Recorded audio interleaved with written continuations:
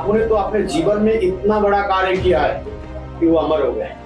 इस कलयुग को कहीं ना कहीं परिवर्तन करने की कहीं ना कहीं से तो कोई ज्वाला फूटेगी, तो ये महापुरुषों का कहीं ना कहीं अपना खेल भी हो सकता है।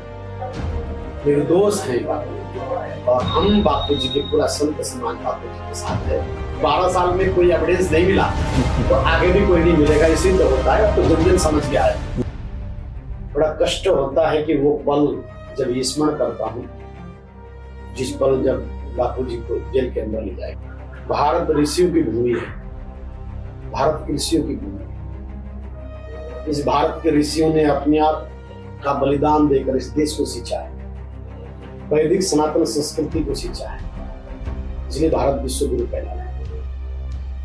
तो दुर्भाग्य इस देश का, दुर्भाग्य वैदिक धर्म का, दुर्भाग्य हम हिंदू समाज का कि एक जिसने एक युग को परिवर्तन करने के लिए चला, जिसने देश में हजारों लाखों धर्म परिवर्तनों को रोका, घर वापसी कराया और एक षड्यंत्र तहत बापू को हिरासत में लिया गया। आज 12 वर्ष हो गए, अभी तो कोई एविडेंस नहीं मिला और नहीं कोई अभी तक कोई गवाह पेश हुआ, नहीं कोई अभी तक सिद्ध हुआ। फिर भी वो जेल के सलाखों के पीछे बैठकर आज भी राष्ट्र के लिए क्रांति बनकर राष्ट्र को एक संदेश दे रहे हैं।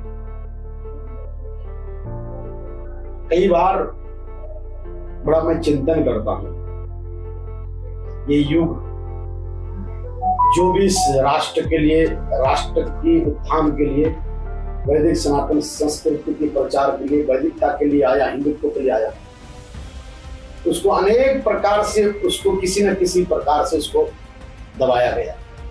बापू ने तो अपने जीवन में इतना बड़ा कार्य किया है कि वो अमर हो गए, वो अमर हो गए। जो लोग न जाने कितने जन्मों तक अवतार लेने के बाद भी जो काम नहीं कर सकते, बापू ने तो चंद समय में ही इस भारत को देखे गए।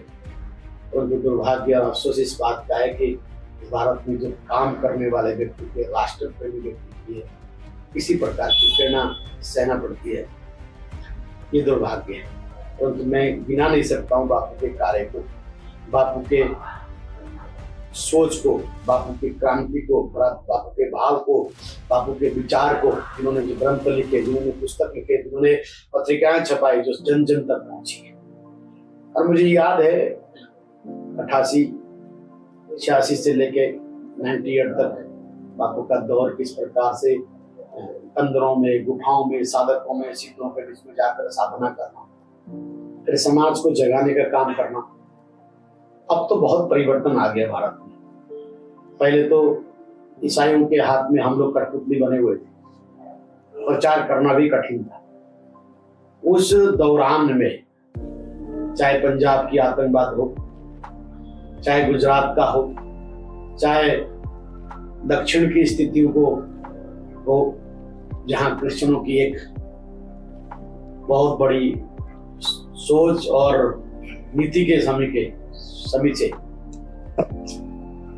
उनके बीच में रहकर बापू ने धर्म का प्रचार किया, समाज को सुरक्षित करने की संकल्प ली, राष्ट्र को समृद्धि और राष्ट्र को हिंदू राष्ट्र बनाने के लिए उन्होंने जो काम किया, चाहे गौ माता को लेके हो, चाहे गंगा माता को लेके हो, चाहे भ्रूण हत्या को लेके हो, चाहे अनेक जो आध्यात्मिक सूत्र हैं उनके लिए बापू ने बहुत लड़ाइयां लड़ी।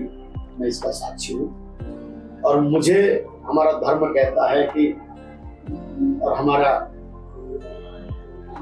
हमारे ग्रंथ वेद कहता है कि सूर्य जब उदय होता है तो ढलता है तो उदय भी होता है। सत्य कभी छुपता नहीं, चाहे कितने प्रयत्न करें। अभी कुछ समय पहले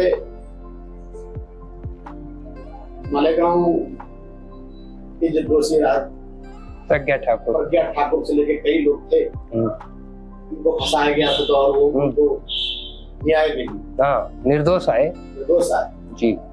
परंतु उनके हृदय से पूछो कि जिनके साथ इतनी बड़ी बड़ी यातनाएं की होगी, उनका हृदय कैसा होगा, तो वही बापू के साथ हुआ है।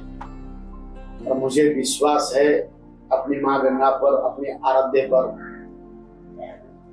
न्यायपालिका पर, तो बापू भी एक निर्दोष साबित होकर पुनः इस धरती को पावन करते हुए इस धरती में पुनः अपनी क्रांति से समाज को शीश देकर नई क्रांति लाएंगे, समाज को सीखते रहेंगे। क्योंकि जहाँ राम है वहाँ रावण भी है, जहाँ कृष्ण है वहाँ कंस भी है, तो अनादिकाल से है। तो देव तुल्य हैं, उनकी त्याग, उनकी तपस्या, उनकी साधना, उनकी स्वाध्याय, उनका चिंतन, उनकी सेवा जो उन्होंने की है, और अपने साधकों को अपने मिशन के माध्यम से आज भी 12 वर्ष हुए किसी प्रकार से बापू के किसी आश्रम में, मठ में, मंदिर में, शिक्षक क्षेत्रों में, चिकित्सा क्षेत्रों में कोई किसी प्रकार की मलिनता नहीं आई है और वृद्धि हुई। ये उनकी साधना, वो अंदर रहकर भी साधना करे। महापुरुष, कई बार मैं आपकी बात करूं, पहले महापुरुष लोग बाहर चिंतन नहीं कर सकते थे, तो अंदर जाते थे, अंदर जाकर अपने चिंतन कर, क्योंकि अंदर केवल चिंतन तो करना है वहाँ, तो वहां जाकर अपने चिंतन के सूत्र दिया करते थे। मैं किसी ग्रंथ में पढ़ रहा था, तो वो महापुरुष लोग एक माया रचते हैं, महापुरुष लोग खेल रचते हैं। मुझे तो कभी कभी लगता है कि आसाराम बापू जी स्वयं एक चकोटी के एक संत, एक फकीर है, तो कहीं ऐसा तो नहीं वो स्वयं लीला रच रहे हैं कि वो अंदर बैठकर कोई ऐसी साधना कर रहे हैं जिससे कि समाज आने वाले किसी सदियों में इस कलयुग को कहीं ना कहीं परिवर्तन करने की, कहीं ना कहीं से तो कोई ज्वाला फूटेगी। तो ये महापुरुषों का कहीं ना कहीं अपना खेल भी हो सकता है, परंतु हम लोग एक संसार में रहते हुए संसार की बातों से, क्योंकि हम ग्रंथों के माध्यम से ही समाज को और संसार को, परमात्मा को जानते हैं, तो सर्वभूते रहता ये हमारी वैदिक परंपरा है। वसुधैव कुटुंबकम में हमारी वैदिक परंपरा है। इस परंपरा में रहकर हम उतनी सोच सकते हैं, क्योंकि हम एक साधारण एक समाज के व्यक्ति हैं, परंतु बापू की कार्य को मैं नमन करता हूँ। वो अंदर रहकर भी जितना बाहर रहकर कार्य करते हैं उससे कई गुना अंदर रहकर कार्य करते हैं, और मुझे पूर्ण विश्वास है ये कार्य। और वैसे मैं भारत सरकार से भी कहना चाहूंगा कि भारतीय जनता पार्टी की सरकार है, हमारी सरकार है, राष्ट्र की सरकार है, और अध्यात्म की सरकार है, वैदिक सरकार है, सनातन की सरकार है। इस पर विचार कर निर्दोष है बापू, उनके लिए थोड़ा सा विचार करें, क्योंकि ये धरती यदा धर्मस्य ग्लानि भवति भारत अभ्युत्थानम धर्मस्य धर्मस्य स्थापनार्थाय संभवामि। परमात्मा इस धरती में धर्म की रक्षा के लिए, धर्म की स्थापना के लिए अनेक बार शास्त्रों में कहा कि परमात्मा बार बार अवतरित होता है। तो मुझे ऐसा लगता है कि बहुत शीघ्र ही अब बापू बाहर आएंगे, और ये आशा भी रखते हैं और परमात्मा से प्रार्थना भी रखते हैं, प्रार्थना भी करते हैं कि शीघ्र ही बापू बाहर आए हम सबके मध्य में। मैं बापू को बहुत नजदीक से जानता हूँ, लगभग 80 के दौरान से जानता हूँ, और उनकी जो एक अपनी एक उमंग और उनके अंदर एक जो क्रांति समाज को परिवर्तन लाने की थी, हमने देखा है उनके कार्य से। उनको प्रणाम है और प्रार्थना है प्रभु से, दूसरी हम आप सबको आकर इस समाज को पुनः शिक्षित और शिक्षित करने का सुचारू रूप से कार्य करेंगे। ऐसी लोगों के प्रति भाव भी है, उनके लिए मंगल कामना भी है। गंगा से भगवान आशुतोष से कि उनकी स्वास्थ्य ठीक रखे, उनके मिशन में हर प्रकार से उनकी जो मिशन है, उनका जो लक्ष्य है, उनकी एक प्रेरणा है समाज के लिए, और उनका जो लक्ष्य है वो निरंतर चल रहा है। और हम बापू जी के साथ, जो न्यायपालिका की बात है, तो न्यायपालिका से तो हम एक निवेदन ही कर सकते हैं, गुजारिश कर सकते हैं। तो वो क्योंकि जब राम जी की जन्मभूमि के लिए 500 वर्ष लगे, न्यायपालिका में तो न्याय के हिसाब से चलेगा, न्याय एविडेंस के आधार पर चलेगा, परंतु जब 12 साल में कोई एविडेंस नहीं मिला तो आगे भी कोई नहीं मिलेगा, ये सिद्ध होता है। अब तो जन जन समझ गया है, भारत के प्रत्येक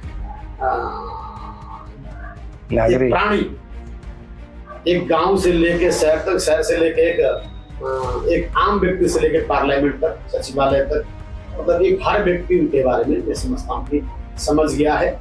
और अब वो दिन भी दूर नहीं है कि जल्दी बापू हमारे बीच में आएंगे, और उनके लिए मंगल कामना। और आपको बहुत बहुत धन्यवाद।